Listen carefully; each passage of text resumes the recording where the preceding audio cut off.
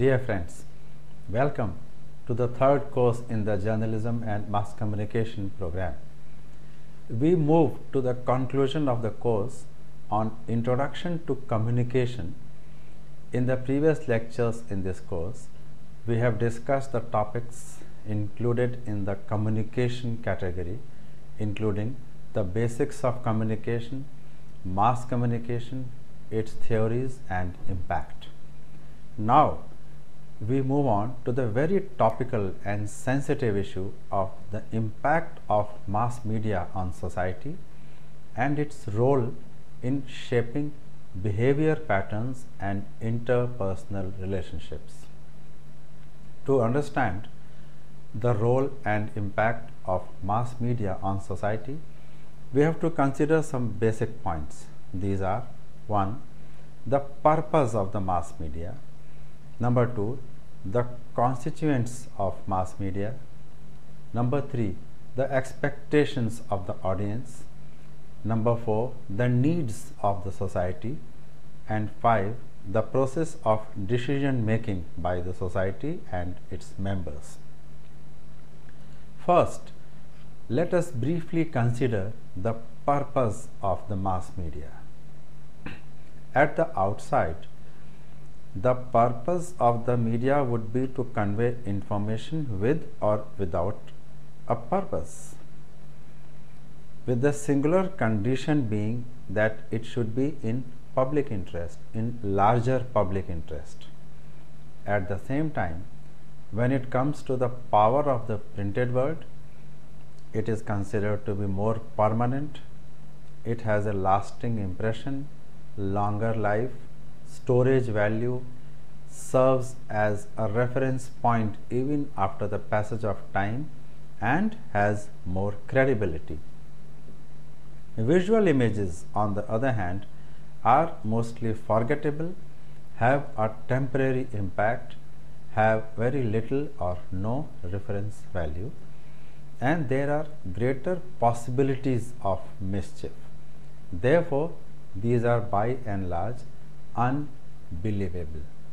So, generally, with these two attributes of the printed word and the audio and the visual word and images, the general mass media are expected to inform, that is, to communicate news, editorial opinion and views, to entertain, that is, to provide relief, respite, leisure, and to provide information indirectly through means that are more entertaining to the audience, to educate, that is, to provide additional input in any educational exercise, to advertise, because a major activity that helps in dissemination of commercial information, marketing of products and services, and the press provides the largest and the most significant vehicle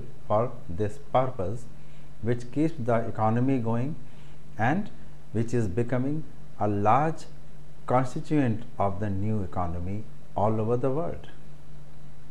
To influence, that means influencing the opinion of the people and the establishment through written material, influencing the market trends through advertisements, and influencing future trends in living, in getting educated, in entertainment, and generally in evolution.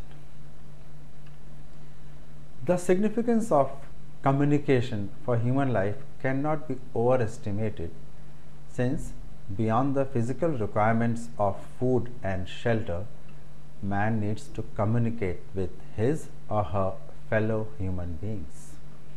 This urge for communication is a primal one, and in our contemporary civilization, it is now a necessity for survival. That is to say, without communication, no society can exist.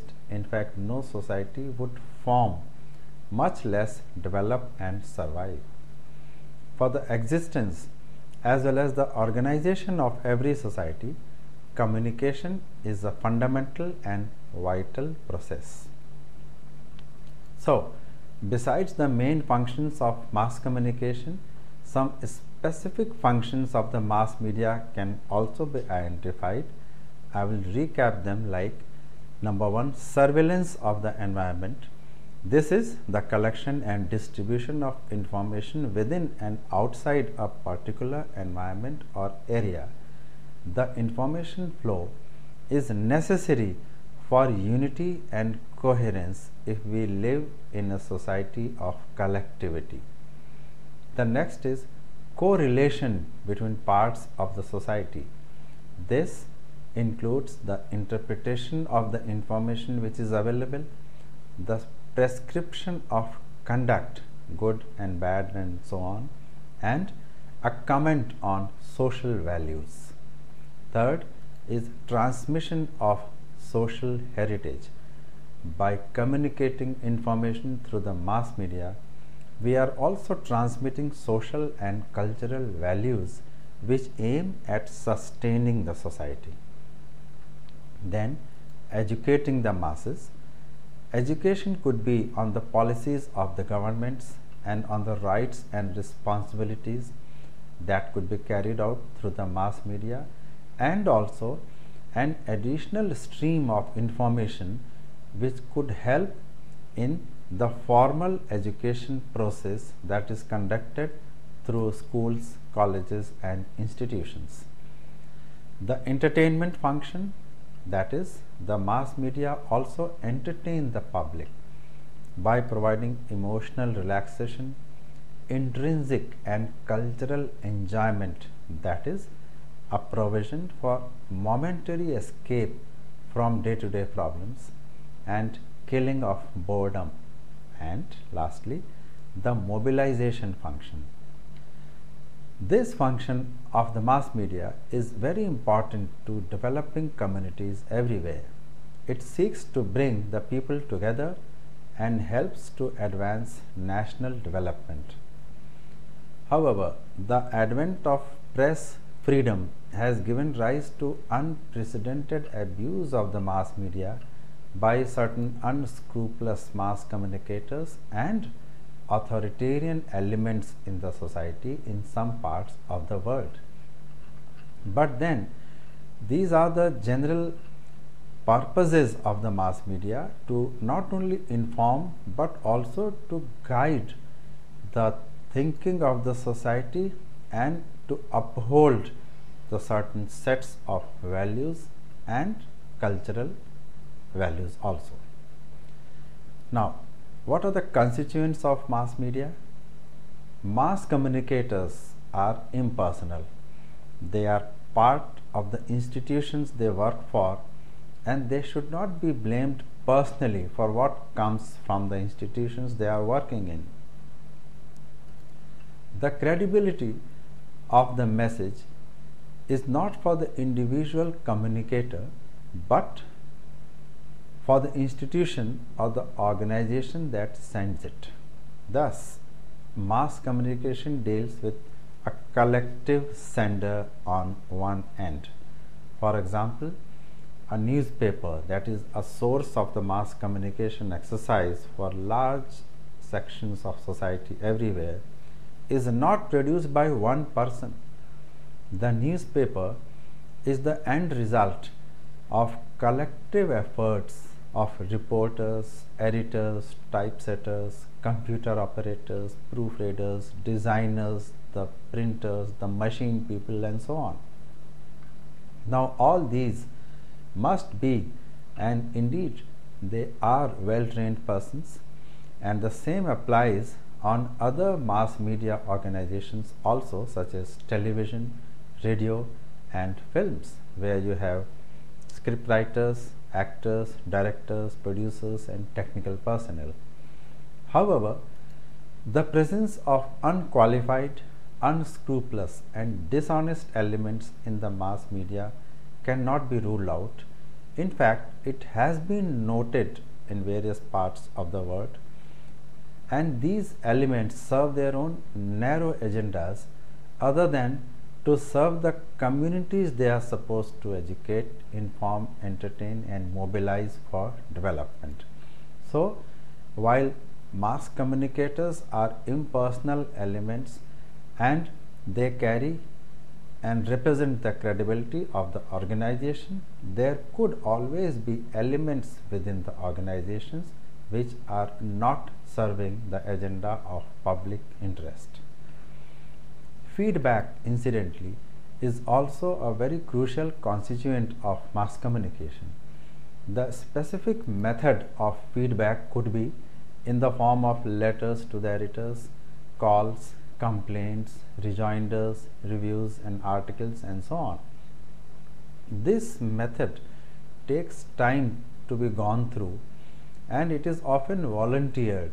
The process of feedback is either conducted by a certain specified set of people who go out and collect feedback, otherwise it is a voluntary response on the part of the audience. Incidentally, not everybody in the mass audience has the capability to give feedback, and in such cases the feedback is often presumed according to the interests of the sender. Number 3, the expectations of the audience. It is seen that as the people's expectations from the government, the legislature and the executive and the judiciary are not fulfilled, they need to seek redress elsewhere and the need grows stronger. While some may take recourse to extra legal means or anti-social means or violence or rebellion and so on, underground movements, there are many who turn to the press or the mass media for settling issues, for settling scores and for reaching out to the establishment, for conveying their thoughts, their own stand and possibly hoping to get a response. Today, in addition to getting informed, people turn to the mass media for basically the following needs: informing the world of their activities through their organizations, associations, institutions and so on, seeking the participation of people in their activities such as invitations to seminars, workshops and meetings, telling the world of their achievements such as winning laurels, honors, prizes, telling a story from their point of view by issuing letters, statements and articles about their grievances.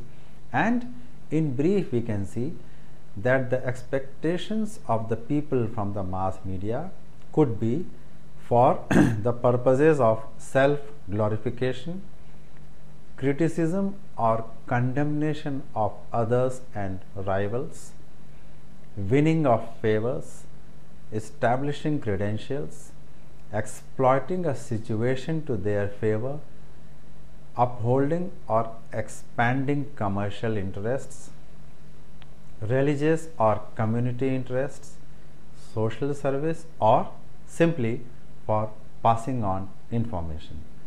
You can recall how people go to the newspaper and for what purposes and on which occasions, and you will find that it is one or the other of the points noted here. Then the needs of the society. The responsibilities of the media are key to a democratic setup. Democracy is based on the mass participation of the people in the affairs of the government. A free press and the media are therefore essential instruments of openness in society. However, we should remember a vital saying which goes, quote, "Your freedom ends where anyone else's begins," unquote. The freedom of expression should not be allowed to degenerate into freedom of abuse. In a wider sense, the freedom given to the media should not be allowed to degenerate into a license to abuse. And on the other hand, there are many negative effects of the media on the society or the sections of it also. It has the potential of inducing baseless ideas through advertisements. The advertisements could be used and are mainly used for the enhancement of business purposes, but there is always a possibility that the readers or the viewers may consider the advertisement matter to be correct, and that is why the impact of the media could go haywire. The young people also have a tendency to imitate certain scenes or visuals or images or sounds from cinema and some other advertisements. They don't know that such scenes are created or put together with the help of technological advancement, thinking that it can be done in real life also. Some people may try to imitate it and land in danger. Hence, the media has the power of influencing people in both ways, good or bad. We live in a society that depends on information and communication to keep moving in the right direction and do our daily activities like professional work, entertainment, healthcare, education, personal relationships, travel, and anything else that we have to do. What we need to be aware of is that most of our decisions, beliefs, and values are based on what we know for a fact, our assumptions, and our own experience. In our work, for example, we usually know what we have to do based on our experience and our studies and education. But in our daily lives, we rely on the media to get the current news and facts about what is important and what we should be aware of. This knowledge helps us take certain key decisions for our education, for our work, for our family's welfare, and our future. In fact, we have put our trust on the media as an authoritative and credible source to give us news, entertainment, and education. But who owns the media? Which are the companies or people that shape our values, beliefs, and decisions? It is interesting to know that the media is basically dominated by just a few major conglomerates or corporate groups, which could be based in big cities or metro cities or in Western countries. Together, such groups own the major entertainment theme parks, entertainment movie studios, television and radio broadcast networks and programming, video news, and sports entertainment. They also own integrated telecommunications, wireless phones, video games, software, electronic media, music industry, and more. In fact, in the era of joint ventures and collaborations, even in a country like India, the homegrown media, the indigenous media companies are now going in for collaboration with the same Western groups which are conglomerates in the true sense. So therefore, the ownership of the media, which so much affect our lives and our thoughts, is actually concentrated in the hands of some, or say a few, corporate houses.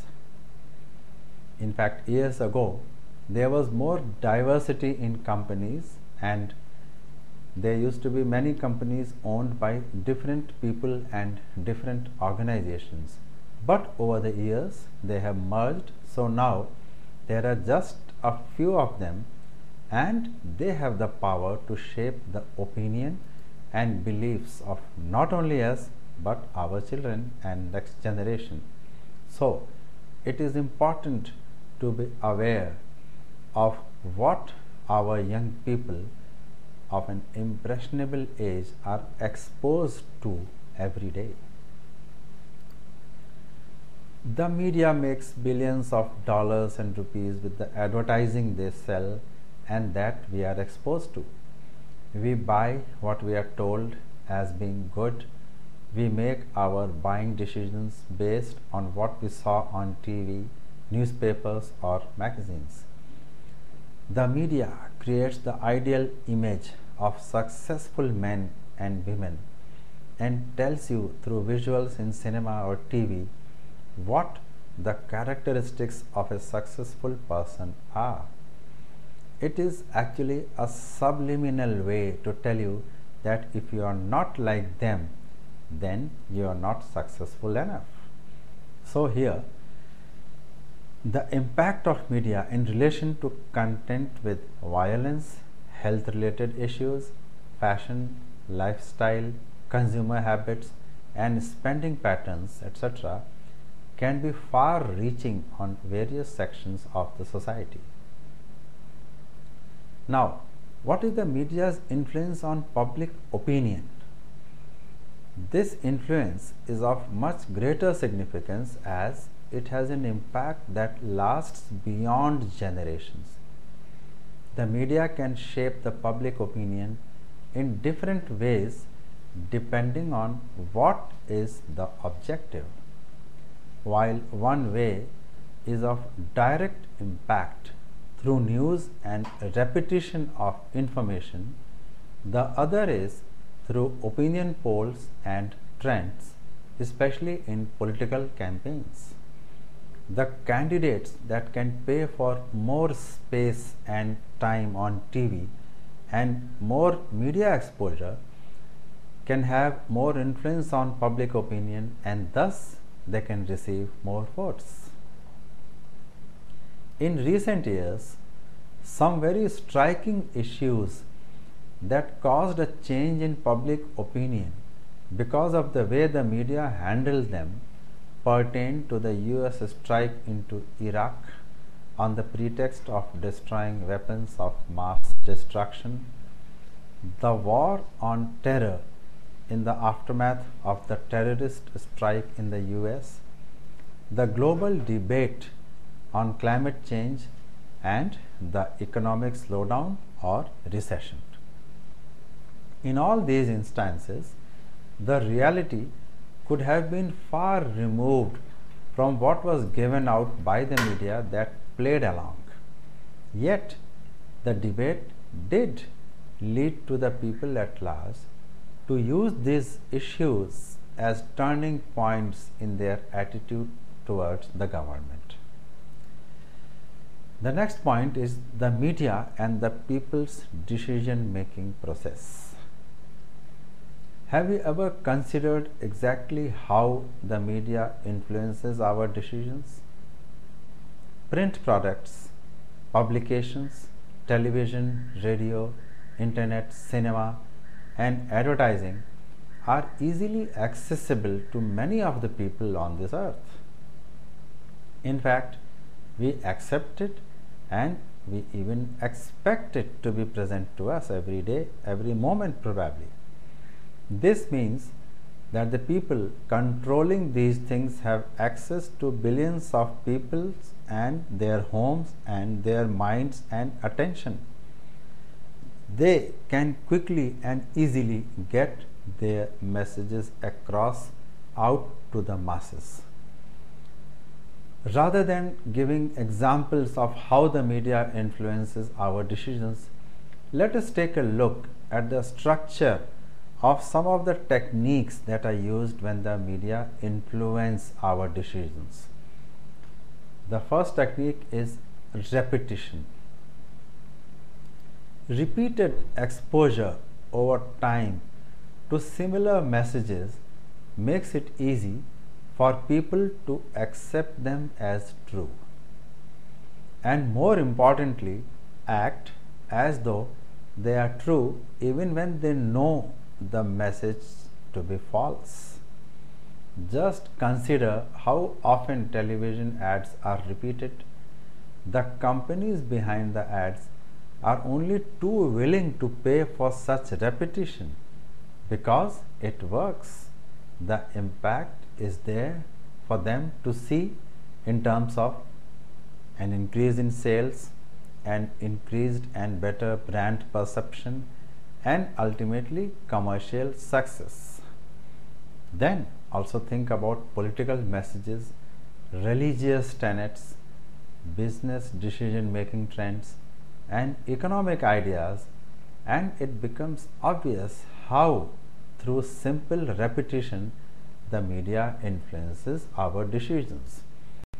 In our own country, we have seen TV news channels often repeating certain statements or certain facts and figures and certain headlines a number of times in an hour or during a bulletin. It is very obvious that those messages last and remain imprinted on our minds for a long time to come.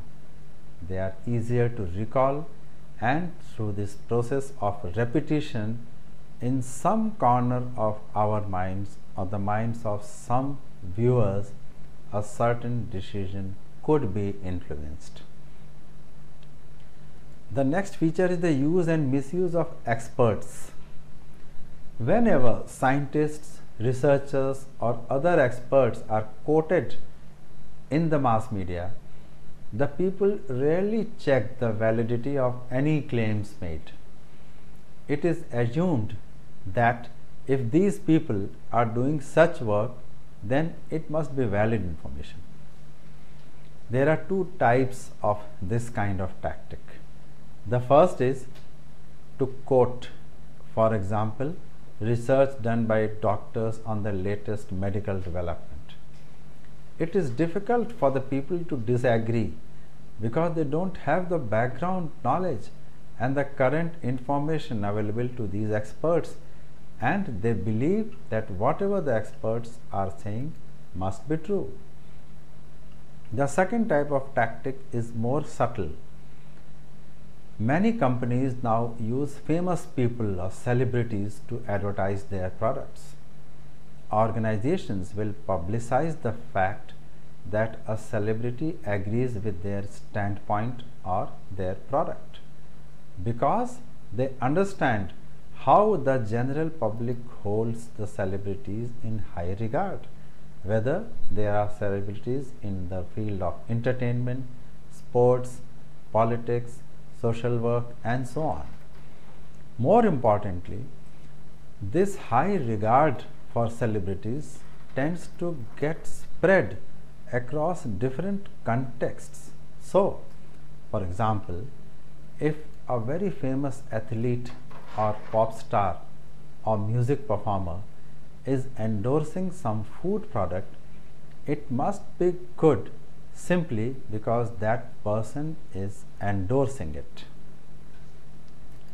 Another way of using this technique is to suggest that large groups of people are in agreement about an idea. Advertisers and marketers understand that many people only know what action to take based on the actions of those around them. So, enough information is given so these people do exactly what the advertisers want them to do. For example, the information given out is that 8 out of 10 people prefer a certain brand of soap or toothpaste.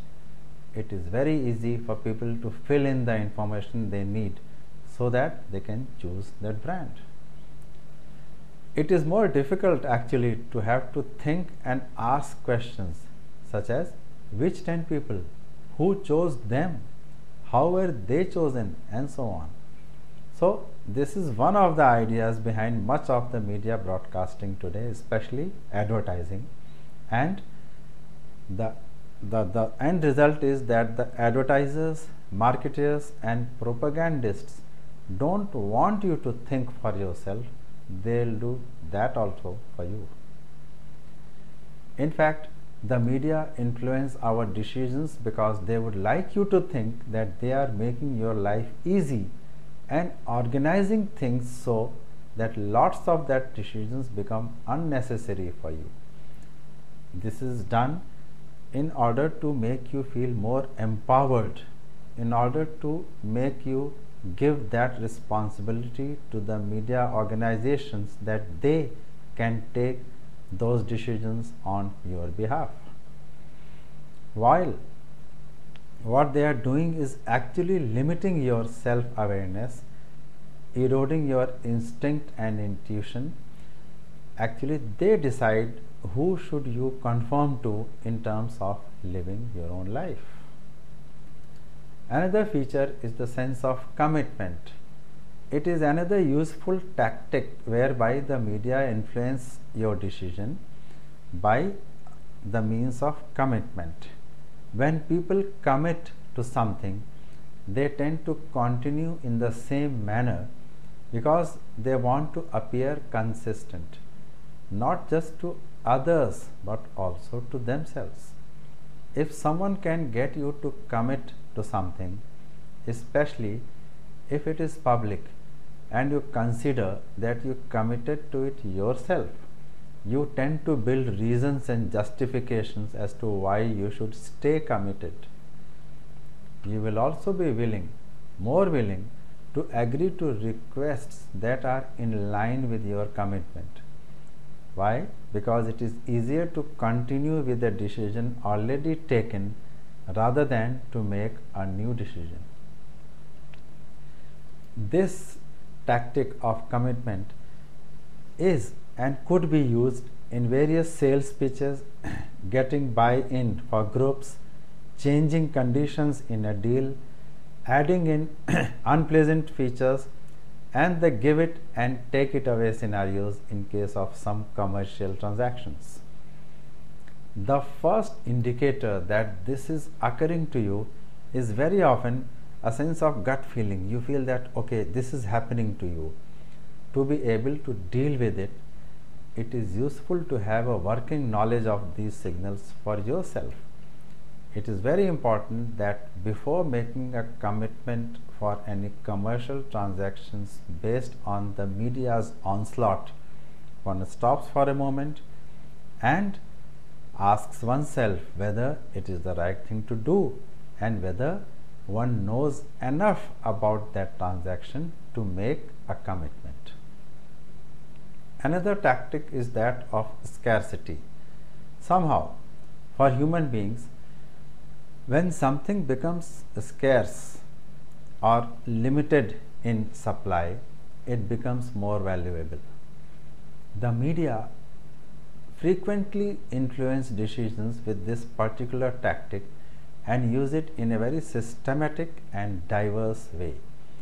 Some examples are of products having a greater appeal if they are credited with any of the following attributes, such as limited editions, restricted entry, time sensitive ads or announcements, fear of loss of an opportunity, last chance, having to compete if the chance is lost, threat of a loss of freedom, or an impending ban or prohibition on something. These qualities make a product or a service or an opinion much more sought after, and it generates a strong emotional image, thereby invariably affecting your decision making. These are just a few ways in which the media influence our decisions, and sometimes just this knowledge itself is not enough to make a difference. Having an awareness of yourself, of your own future, your own decision making capacity, and how your own system functions is what gives you the satisfaction of knowing that you are making your own decisions, and it is not under the onslaught of the media that the media is taking the decisions on your behalf. So, the end result of the media's influence should ideally be to help people or the media users to form their own opinion and get empowered to take their own decisions. In fact, the media are expected to show the alternative way to the people To understand this in the context of the mass communication exercise, it should mean the following.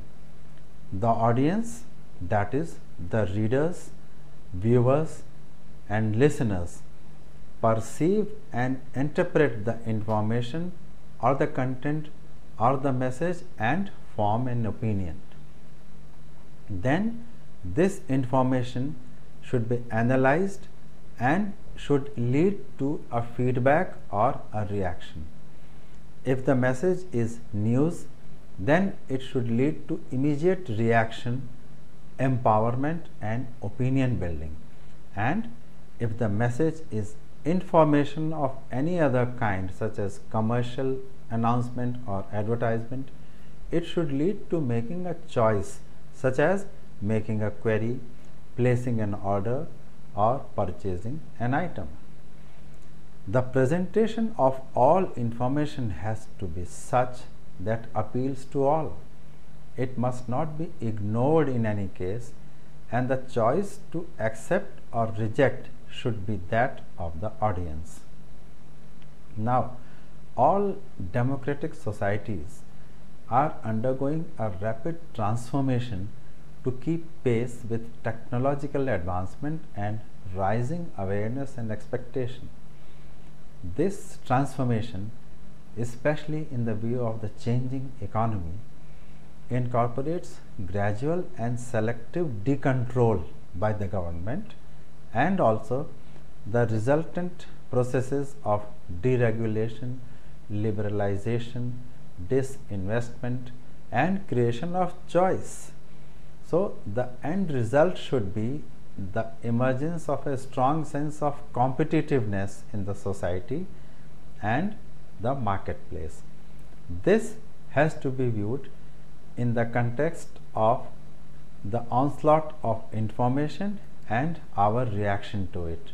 On one hand, the opening up of the society and economy are creating a strong sense of competitiveness, and on the other hand, the media, the free mass media, are making every effort that our choices are limited to that particular product or service which is advertised heavily.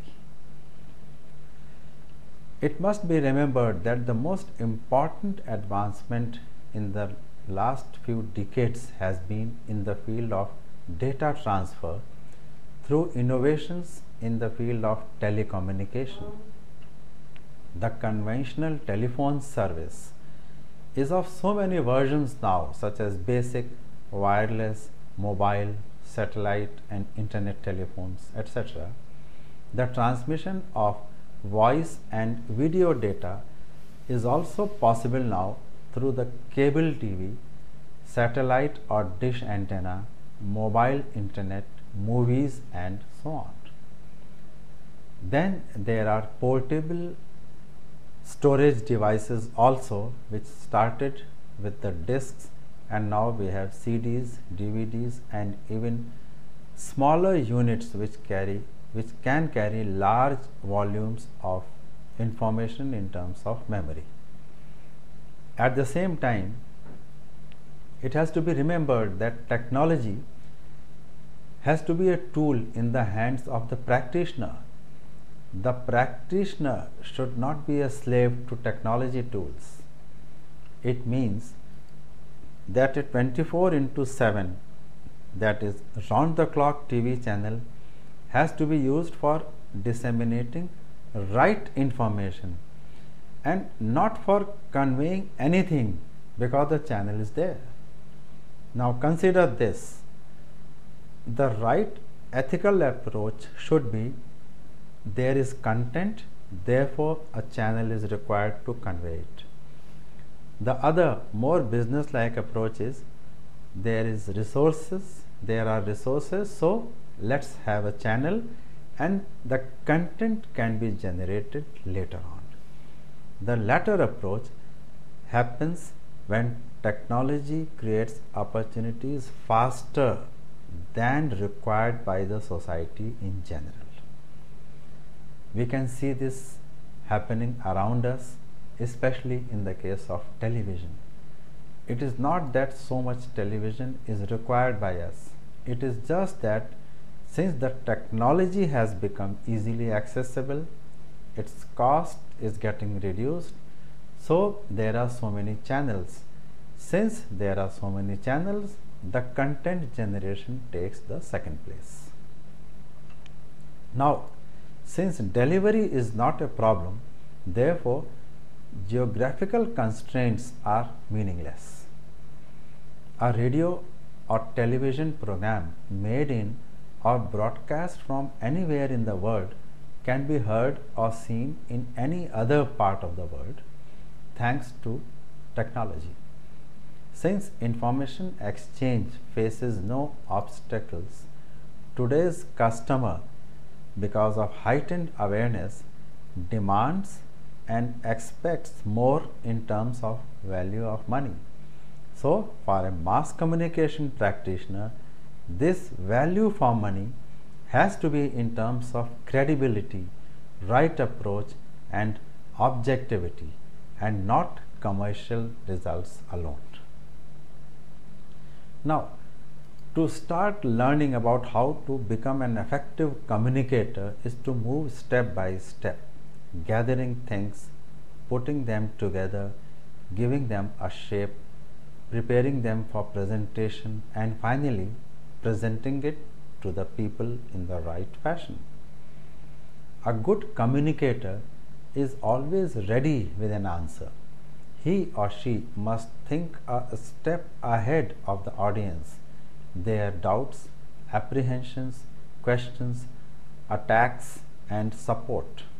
Accordingly, the response, answers, and assurances have to be ready, and they have to be delivered with a right sense of timing. Communication is a two-way cycle that never ends because the purpose that is to be served has no time limit. It is an endless exercise. Once the purpose is achieved, another audience comes up, and in fact audiences keep coming up continuously even when the purposes are not served. That makes the exercise more complex and the task of the communicator more complicated. The exercise of looking for the right message, the right medium, the right format, and the right audience with the right feedback is a part of the search for values that upholds the ideals of choice, freedom, and democracy. Needless to say, such a search never ends. Now, shaping behavior patterns is another issue that needs to be discussed at this moment. We must discuss the issue of the role of media and mass communication in shaping not only behavior patterns of individuals but also interpersonal relationships. In this day and age, mass media is all over and all around us. It surmounts the activity of the people. It shapes, forms, and influences the buying decisions of the majority through its incessant advertising schemes bombarding our daily existence, and it seems that there is no stopping it. The effect of mass media in the present time is both extraordinary and dreadful. On the positive side, mass media makes the lives of the people easier, at ease, along with development of information and communication technologies. They produce a breakthrough and innovative standard of living for the people to embrace and to live by. Yet, for the young people, especially for the teens and students, the upshot of mass media to their lives is in some manner destructive. The mass media is by some means damaging their innocence of reality and their genuine perception of the outside world. Teens of today are more consumed by the constant media messages than those of a certain higher age. Anywhere they rest their eyes, they'll be exposed to countless advertising and marketing messages. Predominantly, the entertainment media largely influences these young people to act and behave in a certain way that will subsequently be accepted by the society and the people around them. Mass media exposes different revolutionary sides of reality and of life. The media boom has actually resulted in opening up channels of information and consequently the emergence of many choices, be it the choice of education, career, institution, friends, workplace, relationships, or any other crucial decision in life. The media is always there to provide choices, and one has to choose the most suitable answer from among the choices put before one. Depending upon the levels of awareness and education of the audience and its members, they can very well believe that whatever the media provides them is the only truth. Such as impact is commonly seen in some classes of society who would go in for media driven or media prompted products and opinions and actually take pride in it. Another visible impact is on language, responses to situations, especially crisis and its handling, and interpersonal relationships. Making new friends, using phrases and gestures to attract friends and other people, especially customers. These are commonplace examples. Another visible behavior change is in the manner of play acting or behaving in a manner that is imagined to be ideal. People exposed to certain messages and images that appeal to their latent desires may actually start behaving in a manner that arises from the constant hammering of those images upon them. Thus, a simple person may imagine that he is fit to speak in a strange accent, use unacceptable words or expressions, dress in weird clothes, behave in a strange fashion, just because he feels that his favorite film hero, politician, or any other role model also does so. The impact the media has had on him is only limited to acquiring the exterior of the desired image. A sense of identity is what such people get, which is increasingly becoming a problem of a large number of people in today's society of fast changing value systems. Repeated exposure to the media changes human behavior as well. Values, both personal and societal, are the focus of any mass communication exercise. The methods used to relay information are based on how values are formed, structured, and directed within our minds. Research within psychology, marketing, and communications all combine to give us an understanding of how media interacts with the society's value system based on structured methods that work on values, attitudes, emotions, and behavior. The effects of mass communication can be predetermined and put to use according to different needs. A person's value system is built on pre-learned patterns of how to identify people and things in an environment and how to interact with them. Patterns that carry an emotional overtone have the most impact on a person's value system. Mass communication medium like television and newspapers affect us on a daily basis. Over a period of years or decades, the media's portrayal of such images becomes a means by which value systems can indeed be changed.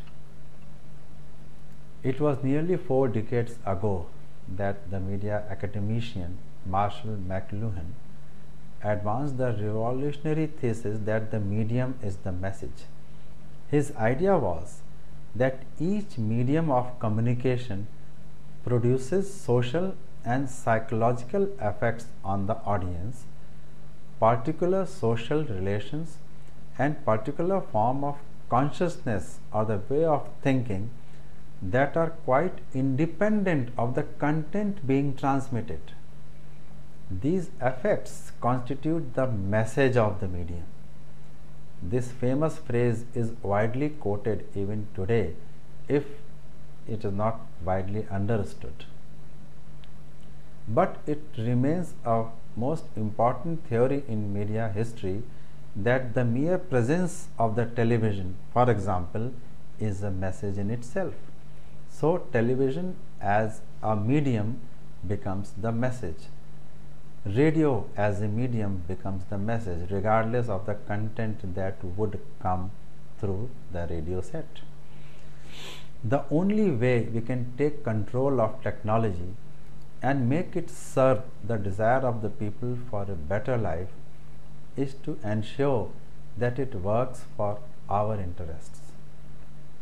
In the same way, the negative impact of the media on the children is not intrinsic to the media, but it grows out of the ways the media are used by them. For instance, much of the content of commercial TV shows may have a negative effect on the children's social attitudes. Television watching can become a passive activity if the adults do not guide the viewing of TV by their children. In conclusion to this, it can be said that the media can be used to promote social growth and thinking skills, and television and the newer electronic media, if used wisely, could have great positive potential for learning and development if the children are guided to view it and acquire different mental skills in addition to those developed by reading and writing. Television indeed is a better medium than the printed word for conveying certain types of information with the help of visuals and sound, and it makes learning available to a group of children who do not or could not do well in a traditional classroom situations, or even to people who cannot read. In typical Indian context, examples can be given of countless young people who would like to dress in flashy clothes and perform before a big audience to win fame and money in some talent show on television rather than get educated and make a career. The reasons are simple.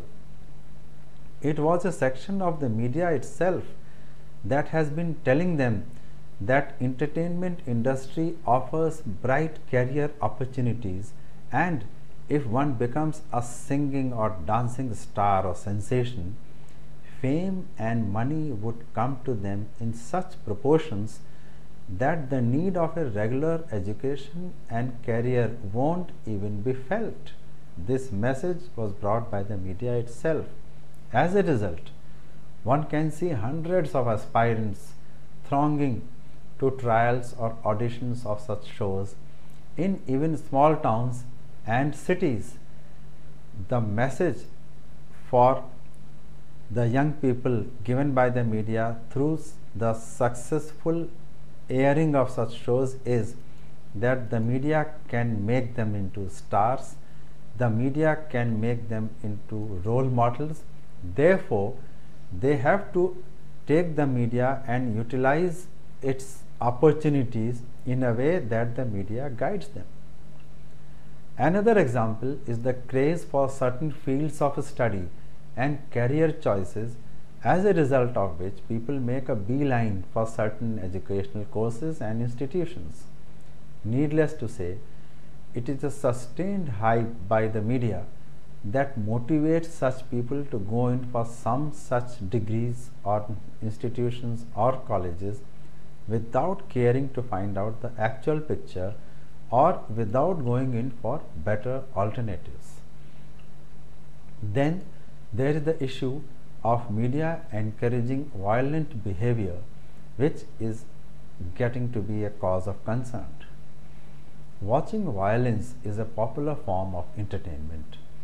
A crowd of onlookers enjoys a street fight just as the Romans enjoyed the gladiators. Wrestling is a popular spectator sport not only in the US but also in many other countries. People enjoy combat between animals such as cockfights, bullfights, and dogfights. Violence is also frequently depicted in folklore, fairy tales, and other literature. Local news shows provide extensive coverage of violence and crimes in order to increase their ratings and attract more viewers. Technological advancements have dramatically increased the availability of violent entertainment. The introduction of television was critical, particularly in making violent entertainment more available to children. More recently, cable systems, video cassette recorders, and video games have increased this kind of exposure. Handheld cameras and video monitors now make it possible the filming of actual crimes in progress.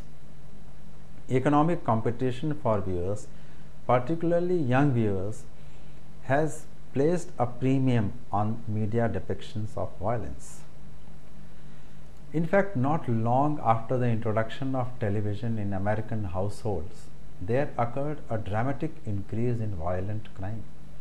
Some scholars and commentators see a causal connection. The most common argument is that children imitate the violence they see on television, and violence usually refers to physical aggression. Aggression is usually defined as any behavior involving an intent to harm another person. Some studies of media effects, however, examine behaviors that do not involve an intent to harm but only to imitate. Other studies include measures of non-violent criminal behavior, most of which do not involve an intent to harm.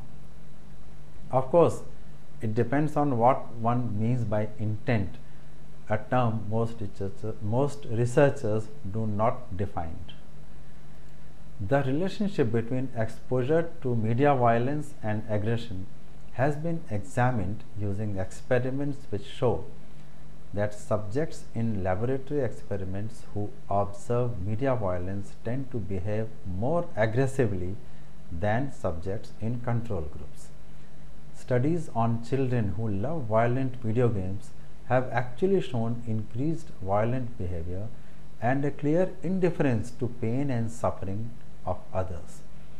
It is as if for them the pain, injury, or even death of someone is something that can be undone or reversed in real life also. Psychologists and media analysts have been issuing notes of caution to parents and guardians in this regard, but then again there could be parents and guardians who would buy such games and gadgets for their children in the belief that the possession and playing of such games would make their children smarter and different from the rest.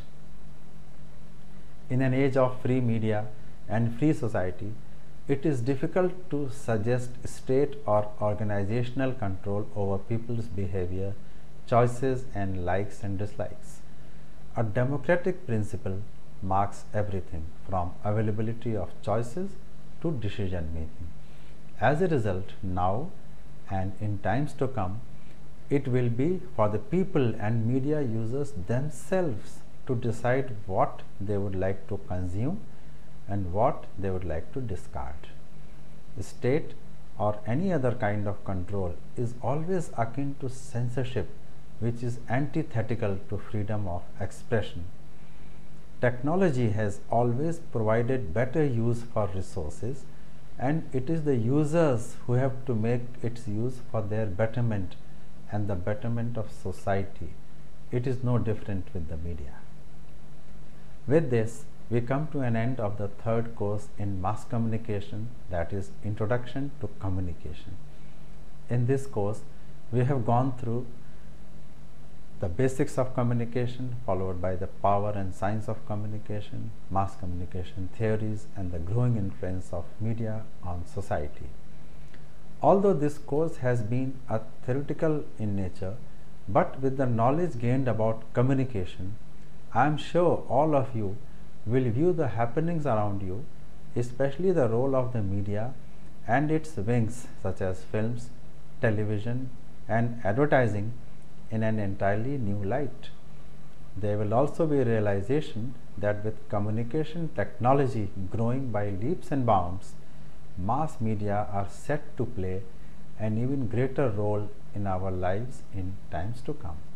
Thank you and my best wishes.